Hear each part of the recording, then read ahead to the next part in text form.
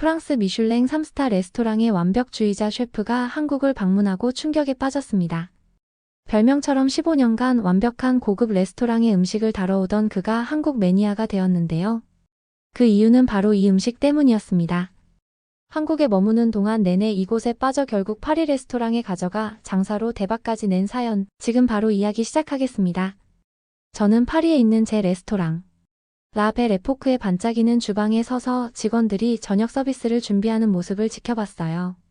반짝이는 냄비들이 스테인리스 스틸 조리대 위에 완벽하게 정렬되어 걸려 있었어요. 신선한 허브와 버터 향이 공기를 가득 채웠어요. 이곳은 제 왕국이었어요. 15년 동안 제가 운영해온 미슐랭 3스타 레스토랑이었죠. 제 이름은 알렉산더 해리스이고 프랑스에서는 저를 완벽주의자라고 불러요. 저는 오로지 최고만을 요구하는 수년간의 노력을 통해 그 별명을 얻었어요. 양파를 써는 방법부터 우리의 시그니처 오리 요리를 플레이팅하는 방법까지 모든 것이 완벽해야 했어요. 피에르. 제가 외치자 젊은 요리사가 깜짝 놀랐어요. 소스가 너무 묽어요. 다시 만들어요. 요리사는 재빨리 고개를 끄덕이고 아무 말 없이 다시 냄비로 돌아갔어요. 제 주방의 모든 사람들은 제 판단에 의문을 제기하지 않는 것이 좋다는 것을 알고 있었어요. 그가 실패한 소스를 버리고 새로운 소스를 위한 재료를 측정하기 시작하는 것을 지켜봤어요. 기억해요. 저는 목소리를 조금 부드럽게 하며 말했어요. 소스는 비단처럼 숟가락 뒷면에 코팅되어야 해요. 흐르지 않고 부착되어야 하죠. 피에르는 다시 고개를 끄덕였고 그의 얼굴은 집중으로 진지해 보였어요. 저는 이제 막 도착한 신선한 생선 배달을 검사하러 이동했어요. 농어 한 마리를 집어들고 맑은 눈과 밝은 붉은색 아가미를 살펴봤어요. 완벽했어요. 10년 동안 제 레스토랑에 공급해 온 생선 상인에게 드문 미소와 함께 배달을 수락했어요. 그날 저녁 마지막 손님들이 만족스러운 미소와 함께 떠난 후 저는 제 사무실로 들어갔어요. 작은 방은 요리책과 상들로 가득 차 있었어요. 제 책상 위에는 그날 아침에 도착한 크림색 봉투가 놓여 있었어요. 이미 3번이나 읽었지만 저는 다시 그것을 열었어요. 그것은 한국 서울에서 열리는 글로벌 음식 포럼에서 강연해 달라는 초대장이었어요. 그들은 제가 한국 요리사들과 음식 애호가들에게 프랑스 요리에 대한 마스터 클래스를 가르쳐 주기를 원했어요. 저는 고개를 저으며 중얼거렸어요. 한국 음식에 대해 제가 알고 있는 것은 무엇이었을까요? 거의 없었어요. 매운 양배추 반찬인 김치, 야채가 올라간 밥 그릇인 비빔밥 정도였어요. 그게 전부였어요.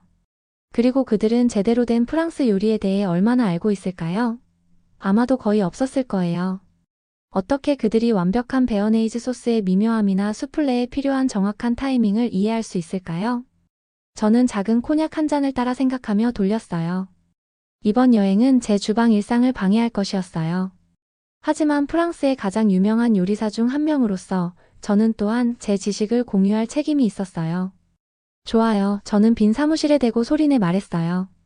가서 그들에게 진짜 음식이 어떻게 준비되어야 하는지 가르쳐 줄게요. 저는 수락 편지에 서명하고 내일 우편으로 보낼 봉투에 넣었어요. 그런 다음 노트북을 열고 한국 요리를 검색했어요. 나타난 이미지들은 저를 찌푸리게 했어요. 길거리 음식 노점상들. 테이블에서 구워지는 바비큐. 국수와 국물. 너무 비격식적이네요. 저는 속삭였어요. 너무 비전문적이에요. 그래도 저는 가기로 했어요. 제가 가장 좋아하는 칼, 브르타뉴에서 온 특별한 소금, 그리고 아마도 트러플 오일을 가져갈 것이었어요. 진정한 요리의 우수함이 어떤 것인지 그들에게 보여줄 것이었어요. 다음 주는 준비의 혼란 속에 흘러갔어요. 저는 제가 없는 동안 주방을 운영할 수셰프를 위한 상세한 지침을 만들었어요. 서울에서의 마스터 클래스를 위한 레시피를 신중하게 계획했고, 프랑스 요리의 정확성과 우아함을 보여줄 요리들을 선택했어요. 내일 대한민국으로 떠나요. 저는 매일 밤 회의에서 직원들에게 말했어요. 제가 돌아왔을 때 모든 것이 완벽하기를 기대해요. 마크가 책임을 맡을 거예요. 거기서 현지 음식을 드실 건가요, 셰프님? 제 페이스트리 셰프 중 한 명인 소피가 물었어요. 저는 어깨를 으쓱했어요. 그래야 한다면요. 하지만 그것이 저를 감동시킬 것 같지는 않아요. 제가 얼마나 틀렸는지, 얼마나 완전히 철저히 틀렸는지. 하지만 자존심이란 그런 거예요. 그리고 제 자존심은 가장 예상치 못한 곳에서 넘어지려고 했어요. 한국의 편의점에서요. 비행기가 인천국제공항을 향해 하강하기 시작했고 저는 얼굴을 작은 창문에 바짝 붙였어요. 아래에는 서울이 별의 바다처럼 반짝이고 있었어요.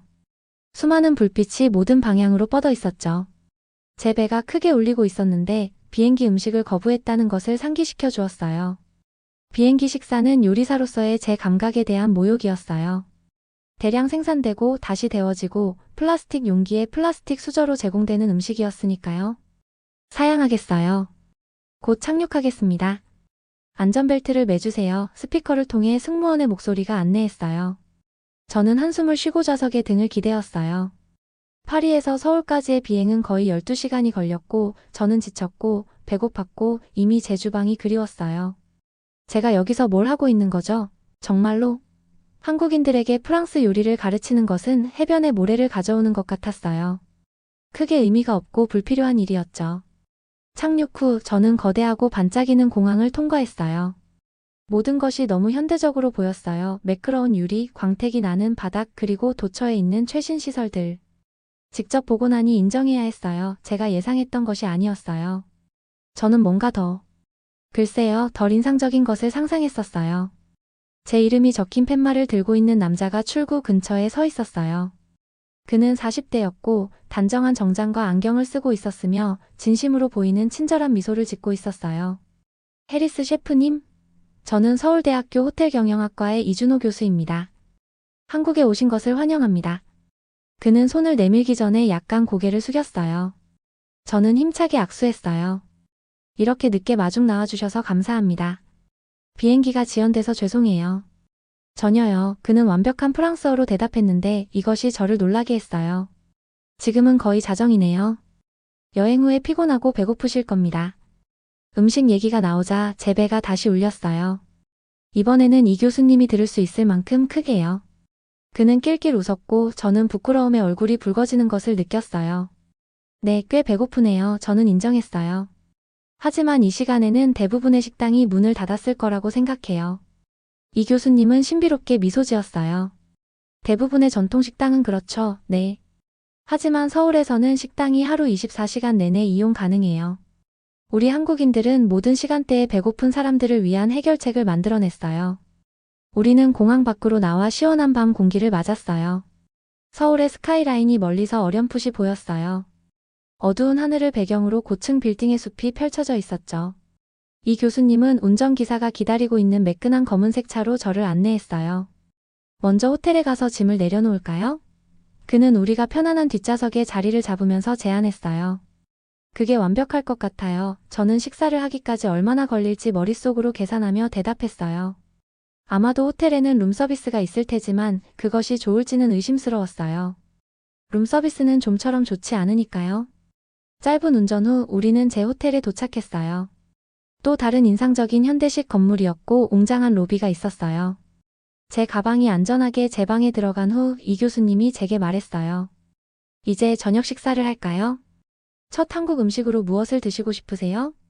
저는 망설였어요. 너무 이국적인 음식은 준비가 되어 있지 않았어요. 제 몸은 피곤했고 여행으로 인해 머리는 흐릿했어요. 아마도 간단한 것이 좋을 것 같아요. 저는 조심스럽게 제안했어요. 지금 상태에서는 복잡한 맛을 제대로 감상할 수 없을 것 같아요.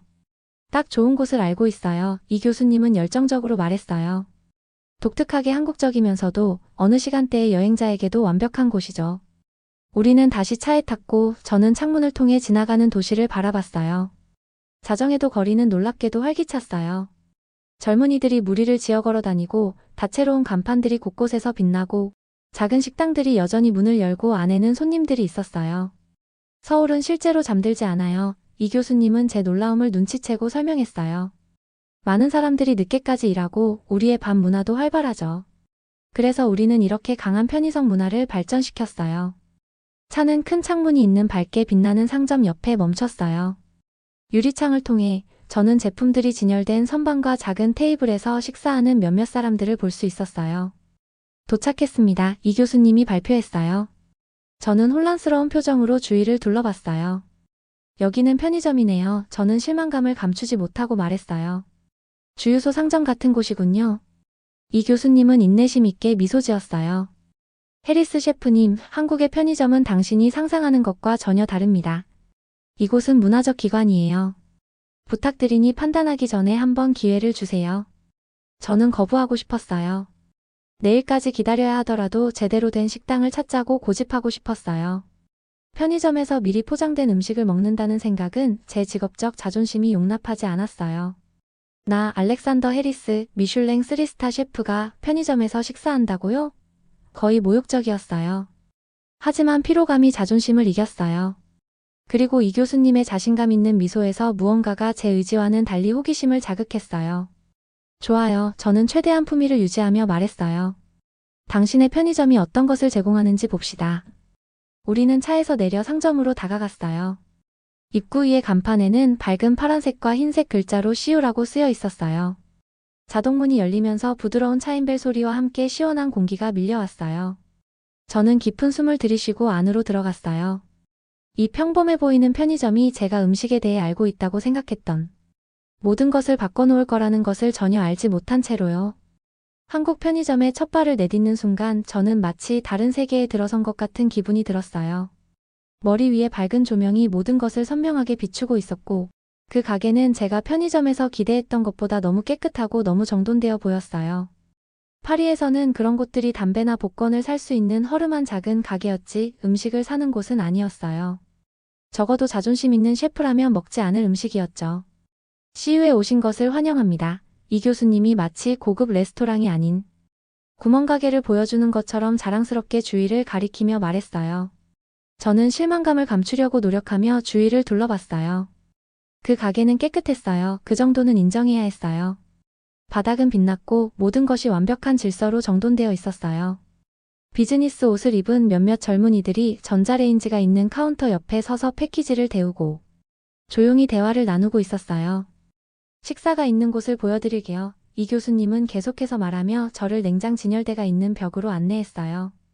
제가 거기서 본 것은 저를 그 자리에 멈춰 서게 했어요. 이것들은 제가 예상했던 슬프고 납작한 샌드위치가 아니었어요.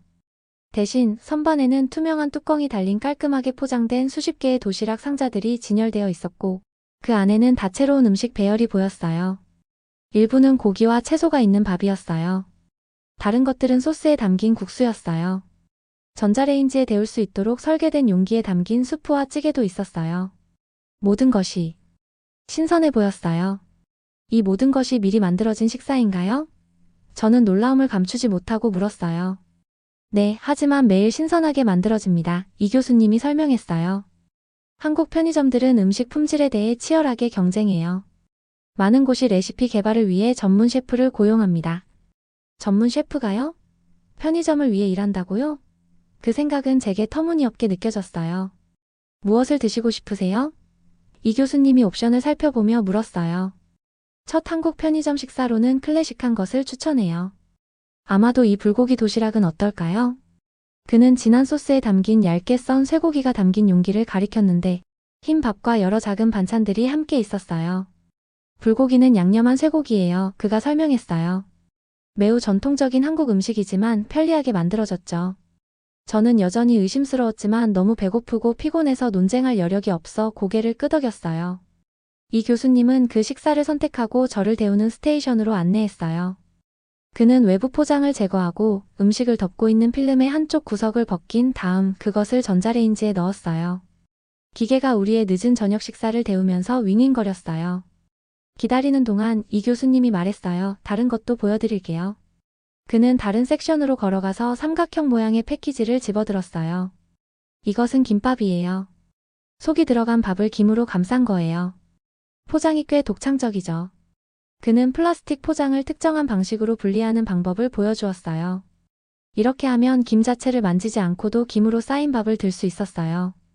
손가락을 깨끗하게 유지하고 김이 물러지는 것을 방지했죠. 인정해야 했어요. 영리한 디자인이었어요. 전자레인지에서 알림음이 울렸고 이 교수님은 우리의 불고기 도시락을 꺼냈어요. 그는 나무 젓가락을 집어들고 저를 창가에 있는 높은 테이블과 의자가 있는 작은 식사 공간으로 안내했어요. 여기 있습니다. 그가 김이 모락모락 나는 식사를 제 앞에 놓으며 말했어요. 당신의 첫 한국 편의점 식사 경험이네요. 저는 음식을 내려다보았어요. 놀랍게도 정말 맛있어 보였어요. 쇠고기는 소스로 윤기가 났고 밥은 완벽하게 하였으며 채소 반찬들은 색의 다양성을 더했어요. 그래도 저는 의심스러운 레스토랑의 음식 평론가처럼 조심스럽게 접근했어요. 젓가락을 들고 저는 조심스럽게 쇠고기 한 조각을 골라 입으로 가져갔어요. 먼저 냄새를 맡았어요.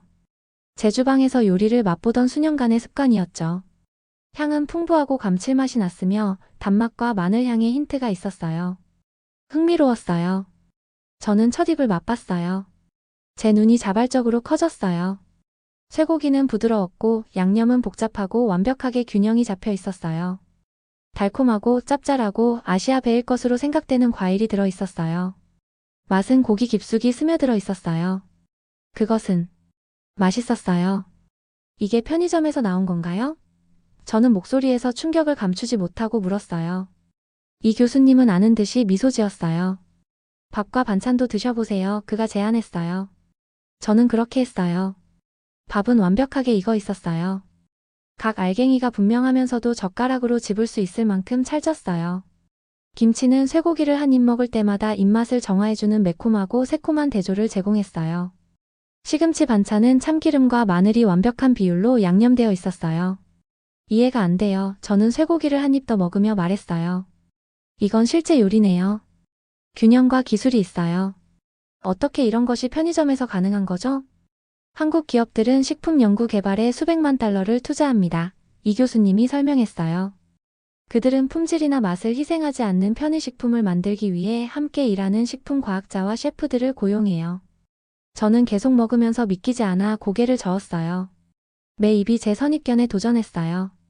다음으로 이것을 드셔보세요. 이 교수님이 앞서 보여주었던 삼각김밥 패키지를 열며 말했어요.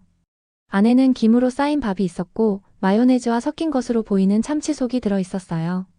저는 한 입 베어 물었고 신선하고 양념이 잘 되어 있다는 것을 알았어요. 김은 바삭했고 밥은 맛이 좋았으며 참치속은 크리미했고 딱 적당한 양의 소금이 들어 있었어요. 한국인들은 얼마나 자주 편의점에서 식사하나요? 저는 이제 정말 궁금해서 물었어요. 일부 사람들은 일주일에 여러 번 편의점 식사를 해요. 이 교수님이 대답했어요. 학생들, 직장인들, 혼자 사는 사람들, 모든 사람들이 이용합니다. 저렴하고 빠르고 당신이 발견하고 있듯이 꽤 맛있죠. 저는 새로운 시각으로 가게를 둘러봤어요. 제가 최후의 수단으로 무시했던 것이 실제로는 한국 음식 문화의 중요한 부분이었어요. 사람들은 선택의 여지가 없어서 여기서 먹는 것이 아니었어요. 음식이 맛있고 편리하고 그들의 일상생활의 일부였기 때문에 여기서 먹고 있었어요. 더 먹어보고 싶어요. 저는 제 열정에 스스로 놀라며 말했어요. 또 어떤 것을 추천하시겠어요? 이 교수님의 얼굴이 밝아졌어요. 오, 우리는 탐험할 것이 너무 많아요. 우리의 인스턴트 라면을 맛볼 때까지 기다려보세요. 유럽에서 알고 계신 인스턴트 면류와는 전혀 달라요. 그리고 우리의 디저트. 편의점 단 간식은 정말 특별한 무언가예요. 우리가 늦은 밤 잔치를 계속하면서 저는 제 안에서 무언가가 변하는 것을 느꼈어요. 제 수년간의 훈련은 좋은 음식은 수시간의 준비, 비싼 재료, 그리고 훈련된 손이 필요하다고 가르쳤어요. 그런데 여기 저는 공장에서 준비되고 냉장고에 보관되었다가 전자레인지에서 데워진 만족스러운 식사를 하고 있었어요. 제가 음식에 대해 알고 있다고 생각했던 모든 것이 도전받고 있었어요. 그리고 이것은 한국에서의 저의 첫 밤에 불과했어요. 다음 사흘은 제 인생을 완전히 바꿔놓았어요. 첫날 밤의 경험 이후 저는 이 교수님에게 한국의 편의점 문화를 더 보여달라고 간청했어요. 매일 아침 음식 포럼에서의 공식 일정이 시작되기 전에 우리는 다른 체인점을 방문했어요. GS25, 세븐일레븐, 그리고 제가 한 번도 들어보지 못한 다른 곳들도요. 오늘은 아침 식사 아이템을 먹어볼까요? 이 교수님이 둘째 날에 제안했어요. 우리는 아침 햇살이 큰 창문을 통해 들어오는 GS25 매장에 서 있었어요. 가게는 출근 전에 빠른 식사를 하려는 정장 차림의 사람들로 붐볐어요. 저는 서두르는 젊은 여성이 샌드위치, 요구르트 음료, 그리고 커피를 집어들고 핸드폰만 사용해서 결제한 뒤 1분도 안 되어 문을 나서는 것을 지켜봤어요. 효율성과 좋은 음식이 함께하는 조합이었어요. 제가 이전에는 가치 있게 생각해 본 적 없는 조합이었죠. 저는 놀랍게도 신선해 보이는 계란 샌드위치와 작은 병의 커피 우유를 선택했어요. 샌드위치에는 부드러운 빵 사이에 치즈와 아삭한 채소가 들어간 폭신한 계란 오믈렛이 들어 있었어요. 단순했지만 완벽하게 조합되었어요. 빵이 딱딱하지 않네요. 저는 놀라움을 금치 못하며 말했어요. 어떻게 그렇게 할 수 있는 거죠? 하루에 2번 배송해요. 이 교수님이 설명했어요. 여기 있는 대부분의 상품들은 12시간도 안 된 것들이에요. 셋째 날이 되자 저는 자신감 있게 스스로 매장 통로를 누비며 제 눈에 띄는 음식들을 골라내고 있었어요. 저는 매운 닭고기 덮밥을 먹어봤는데 땀이 나게 맵긴 했지만 더 먹고 싶게 만들었어요. 저는 다른 모든 인스턴트 면류를 부끄럽게 만드는 인스턴트 라면을 맛봤어요. 국물은 풍부하고 복잡했으며 면은 쫄깃하고 만족스러웠어요. 프랑스에서는 저는 점심으로 삼각 김밥을 먹으며 이 교수님에게 말했어요. 편의점 음식은 저품질로 여겨져요. 다른 선택이 없을 때만 먹는 것으로요. 그럼 지금은 어떻게 생각하세요? 그가 아는 듯한 미소를 지으며 물었어요. 저는 반쯤 먹은 김밥을 내려다봤어요. 우리가 모든 것을 잘못하고 있었던 것 같아요. 서울에서의 마지막 저녁 프랑스 요리에 대한 마스터 클래스를 가르친 후 저는 파리의 제 직원들을 깜짝 놀라게 할 행동을 했어요. 저는 이 교수님에게 큰 한국 슈퍼마켓으로 데려가 달라고 부탁했어요. 프랑스로 가져갈 수 있는 만큼 많은 편의점 제품들을 사고 싶어요. 저는 설명했어요. 제 셰프들이 이것들을 맛봐야 해요. 우리가 배울 것이 너무 많아요. 우리는 2개의 큰 쇼핑백에 인스턴트 라면, 즉석식품, 소스, 그리고 간식들을 가득 채웠어요. 계산원은 제가 대부분의 사람들이 버릴 외부 플라스틱 포장까지 포함해 모든 포장을 그대로 유지하기를 고집하는 것을 보고 이상하게 쳐다봤어요. 모든 세부사항이 중요해요. 저는 이 교수님에게 설명했어요. 포장, 가열 지시사항. 이 모든 것이 경험의 일부예요. 파리로 돌아가는 비행기에서 저는 잠을 이룰 수 없었어요. 제 머릿속은 아이디어로 가득 찼어요. 15년 동안 저는 부유한 사람들만 누릴 수 있는 완벽한 요리를 만드는데 헌신해왔어요. 저는 음식을 더 쉽게 접근할 수 있게 만드는 모든 것을 비웃으며 그것을 기준을 낮추는 것으로 보았어요. 하지만 그것이 사실이 아니라면 어떨까요? 좋은 음식을 더 접근하기 쉽게 만드는 것이 실제로 더 높은 기준이라면 어떨까요? 귀국 후 일주일이 지나 저는 레스토랑 팀 전체와 회의를 소집했어요. 그들은 제가 한국에서 가져온 보물들을 풀어놓자 혼란스러운 표정으로 우리의 준비 테이블 주변에 모였어요. 오늘 저는 발표했어요. 우리는 뭔가 다른 것을 맛볼 거예요. 저는 제 관점을 처음 바꾸게 한 불고기 도시락을 데워서 각 셰프들에게 작은 양을 대접했어요. 그들은 제가 그랬던 것처럼 반응했어요. 처음에는 의심으로, 그 다음엔 놀라움으로, 그리고 마지막엔 존경으로요. 이게 편의점에서 나온 거예요? 제 수셰프인 마크가 믿기지 않는다는 듯이 물었어요. 네, 저는 말했어요. 그리고 이것이 우리의 다음 프로젝트에 영감을 줄 거예요. 6개월 후 저는 제 레스토랑 옆에 메종 드 라콜에 번역하면 한국의 집을 열었어요. 정확히 편의점은 아니었지만 한국 음식 문화에서 최고의 아이디어를 빌려왔어요. 우리는 집에 가져가서 데우거나 캐주얼한 식사 공간에서 즐길 수 있는 프랑스 요리를 제공했어요. 우리는 스마트한 포장을 디자인하고 재가열 후에도 맛이 좋은 레시피를 만들었으며 모든 것의 가격을 일반 사람들이 부담할 수 있는 수준으로 책정했어요. 음식 평론가들은 충격을 받았어요. 일부는 그것을 고급 식사에 대한 배신이라고 불렀어요. 다른 이들은 혁명적이라고 불렀죠.